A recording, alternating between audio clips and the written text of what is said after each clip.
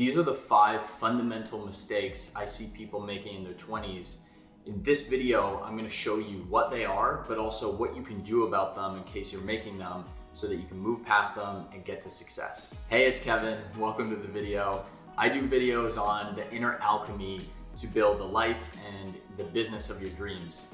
If that sounds good to you, subscribe. We've got more videos coming. So my 20s are starting to come to an end. I'm 28 now. That means I'm almost in my 30s, which is crazy for me to think because I'd always, for some reason, thought that I was gonna be 20. But my 20s ended up being incredible. There were so many good things that happened, like starting my first successful business called Nested Naturals, ended up doing that for 5 years, exiting from it last year. After that, I got the apartment of my dreams, the one that we're in right now, the car of my dreams. I've also built incredible relationships with people. I've gone through ups and downs and traveled the world and done it all even before I'm 30. So there's so much to be grateful for, and I've seen a lot in my 20s. Now, trust me, I'm not perfect and I've made so many mistakes in my 20s, but lucky for me, I was able to avoid a bunch of mistakes, and that's part of the reason why I got to where I'm at right now. And with me being kind of an analytical person,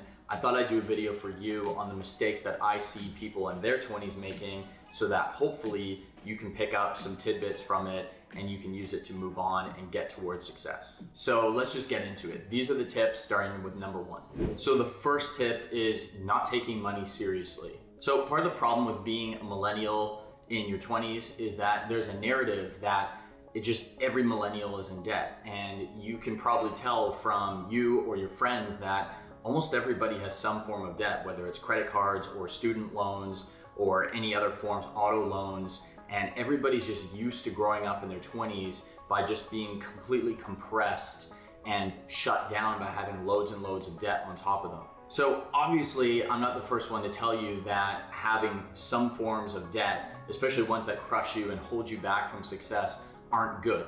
And you don't want to have debt, and I'm sure that I'm not the first person to tell you that. But we all have stories about money, from how our parents handled it from when we were little, and watching them and just hearing the stories and the narratives at the dinner table or what was going on with spending.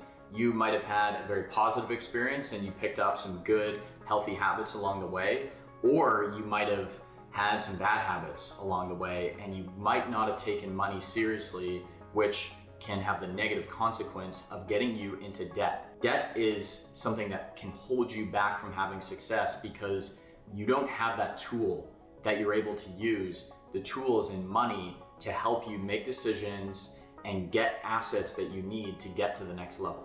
And part of the problem when you grow up and you're becoming a young adult in your 20s is you can start to develop the mindset that there's not enough money to go around, because looking at your bank balance, it's got a negative balance. You have gone through life with the assumption that life goes on, but it means that there's not enough money to go around. And of course, that's not true. You look around at everything that's built, all the cars, the buildings, everything that you're sitting on and can see took money to get there. Someone was paid for to make that thing and someone else had the money to buy it. So there's enough money to go around. Now, if you're in debt, I want you to release the idea that there isn't enough to go around. And I want you to let go of the fact that you're going to be in debt forever. That's not true.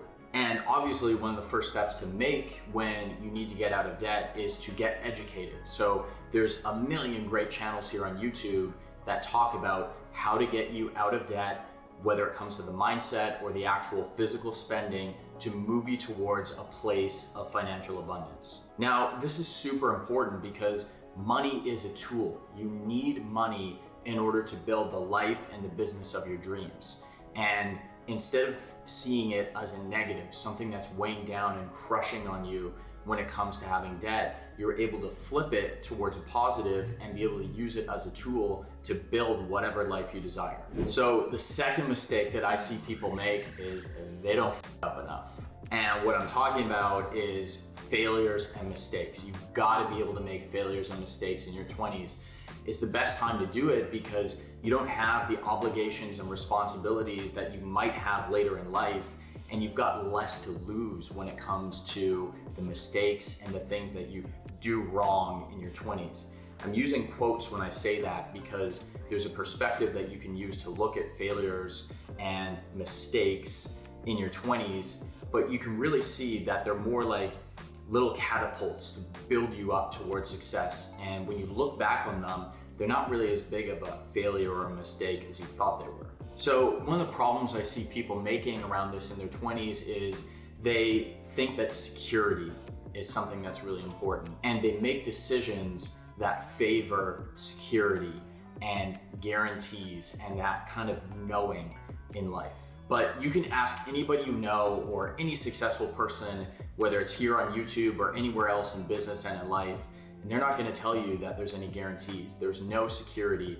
It's a false feeling. It's a false narrative that's sold to you to make decisions and not go after the things that you really want to do. Because you are so much more powerful than you think, but you're getting caught up in this idea that safety equals happiness or safety is security, and that's not true. So there's a really good way to look at mistakes and failures, and it's that they're necessary.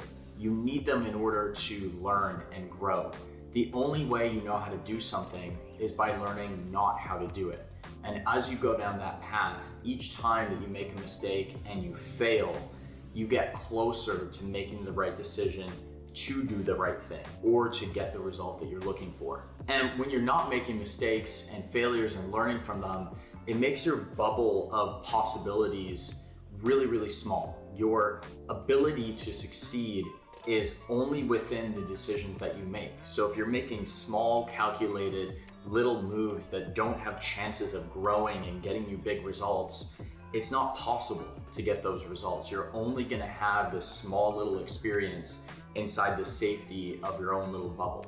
Now, there's one thing to know about risk is that you need to understand that they're not actually as bad as you think they are. So if you fail over and over and over, let's say you fail 10 times in a row, it's only gonna look like a failure if you don't have a win at the end of it. So if you fail, and then give up, everyone, including yourself, is gonna look at that and say, you screwed up, you failed, why did you do that? Don't do that again. But if you fail 9, 10, as many times as possible, but there's a win at the end of it, there's a true succession, something that you actually did, you got the result that you wanted, all of a sudden the failures don't matter. You know, you look at so many successful people, they've had unlimited failed ventures, but all of a sudden they do one thing right and boom, they're a hero, they're a leader, they're someone that everyone looks up to, because we completely forget about all the failures when there's a success at the end of it. And the interesting thing about success and failure is that you can fail many times over, and as long as you keep going, your chance of success is probably even higher than it was when you started, because now you have all the knowledge that you learned from all those failures. But when you have success is easy to stack on top of. It's getting the first couple successes in your life that are the hardest.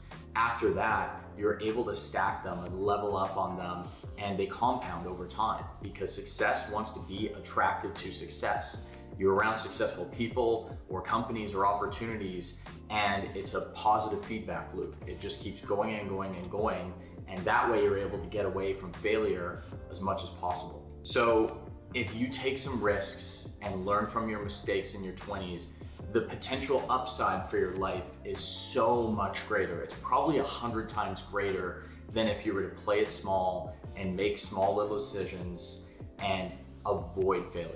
So the third mistake that I see people making in their 20s is they don't start a business, and instead they trade their time for money. And of course, this is because there's been so many generations before us that have said, you need to go to school, you need to get a job, you need a career, you need safety. There's been a whole narrative for so long. So it's understandable why so many people get caught up in this. But there's almost no way to make yourself rich or wealthy or to achieve the success in your life if you're trading time for money, especially if you're employed. because that employer is going to be able to control your hours and where you work and when you work and how you work and for how much money you get paid for that work. So you don't have a lot of control over it. And I see people getting caught in this trap of thinking that if they just worked harder or if they got a promotion that they'd be able to make it, but it's always false. It never leads to the success that they want to have. And the thing is, time is your greatest asset. The thing about time is it keeps going, it stops for no one, and it's something that we're losing every single day. So the more you move on, the less time you have, which means you need to make the most out of that time. And in order to do that, in terms of being successful and getting money and wealth, is you need to have leverage. You need to have something that multiplies your effort using the same amount of time. So one of the ways that you build wealth, and for me has been the most successful way, is to build a business. What you're doing when you're building a business is you're gaining equity. You're gaining something that has wealth. So you can do this by investing in other businesses, and I do that myself as well, but I think you'll get a bigger return, and there's so many more valuable benefits to just starting your own business. In most cases, you get a larger return because all the ROI goes to you. When you start a company and you're the owner and you're the boss and you get to make all the decisions, all the benefits, all the profit, and all the opportunities go to you because you've taken your own money and time and you've risked it. You've put it out there in the world and you've said, hey, I'm gonna create some value, give me something back for it. And when it works and you do it successfully, you get a huge return on your investment. And if you look at some of the most successful founders of, lots of great companies, they were able to make returns of millions, if not billions of percent on how much money and time they put in the beginning to what the company is valued at today. And the big thing is you're in control of your own destiny. Part of what's great about owning a business, especially in your 20s, is it gives you freedom. It gives you the choice to express yourself. It gives you the ability to do whatever you want. And money and success are all great, but they're even better when you have freedom and when you're happy and when you're passionate and you're doing the things that you love. Those things are able to just take you to this level that is unexplainable. It's amazing to have, and it's one of the biggest reasons why it's a good idea to start a business in your 20s. So the fourth mistake that I see people making in their 20s is they're not going deep. They're not going inside and figuring themselves out first before they figure out the rest of the world. And it's not just people in their 20s, it's 30s, 40s, even up to 80s that people don't really know themselves in life. And the way to love and listen and learn from others in life is to do that within yourself first. You have to love yourself, know what that feels like, to listen to yourself and learn from your own abilities of what makes you great. So there's so many ways that you can do this. You can meditate, you can go inward and just think on your own when you've got some quiet time. Journaling is another great way to do it. When you first wake up in the morning, take out your journal, ask yourself a question, and just go with it and see where your mind takes you. There's a quote that I love, and it says, you don't have to be honest with everyone, you do have to be honest with yourself. And time again, I see successful people really take a step back and look at what they're doing honestly. And they don't themselves, they don't lie, they know themselves on the inside and if they're going on the right path or the wrong path. And here's the most important part, they don't judge themselves for it. If they make a mistake, if they screw up, if they do something wrong, they try and right it and they go down the right path and they make a decision and they change the path, they change the momentum. So the only way that you can do that is for you to know yourself. You have to know what you're good at, what you're not good at, when you need to ask for help, when you need to double down and be confident. And it's in this process that you find your strengths so that you're able to build on them and get better and better and better. And by the time you move into your 30s or your 40s, you could be the best in the world at what you do. Now, the fifth mistake that I see people making, and a lot of people do this, is looking rich is more important than actually being rich. I know you know exactly what that looks like. It's the people that wear designer and lease a BMW that they can't afford and do crazy things to impress other people to get that validation and that feeling that what they're doing is right and that it was worth going down whatever path they went on to create success in order to have that feeling. Now, don't get me wrong, there's actually not anything wrong with designer clothes or BMWs. I'm gonna explain that in a minute, but it's the feedback loop. The problem is that you're making decisions and you're putting in work in your life to achieve a result so that you get other people to say things about you and you get that feedback from them.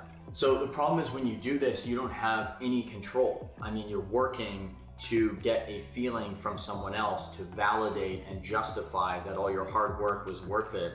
But it's this negative loop that you're always gonna ride around, and you always have to do something to get the next bag or the next car or the next compliment from that person in order to feel good. But the problem with any time is when you put your experience and your feelings on other people and expect them to validate you, you're on a super rocky foundation. You're never going to be able to feel truly happy and, in my opinion, be truly successful because you're looking at the outside world to tell you that you're good enough. And the problem is that you care what other people think. So if they change their opinion on you, if they say something wrong or negative, your world gets flipped upside down. You don't have that strength and that confidence on the inside to do what's right to create the life that you desire. So as I was saying, it's not like designer or BMWs or anything, any nice thing is bad. It's that you want to have them without really caring about them or needing them. I've got lots of nice things, but at the end of the day, I don't really care that much about them. And I know that I'd be perfectly happy and fine without them because I've gone that way before, and I also don't worry about it too much. And my theory is that, a lot of people want to be rich and wealthy and have the lifestyle that you see on YouTube and in movies and popular culture, but you also want to have freedom. You want to have the ability to do whatever you want to do. You want to be strong and confident in yourself. You want to be loved, and that requires a really strong foundation for you to build on top of, and it doesn't factor in people's opinions and judgments on you. So when you don't care about what others think and you don't get caught in that feedback loop and you just build because it's right for you and you build the life of your dreams and you have nice things, but you don't really care about them, that's when you're free. That's when you're powerful and you can just move into this area of genius and flow, and you're able to create the life that you've always dreamed of. So if you want to learn the top 5 things that successful people do in their 20s, I've got a video on that for you somewhere around here, so definitely go and check that out now. And if you like this video, go ahead and like it below and consider subscribing to the channel. It lets me know that I'm doing the right content for you guys and that I should keep doing in the future. So thanks for watching. Check out that video next, and I'll see you in the next one.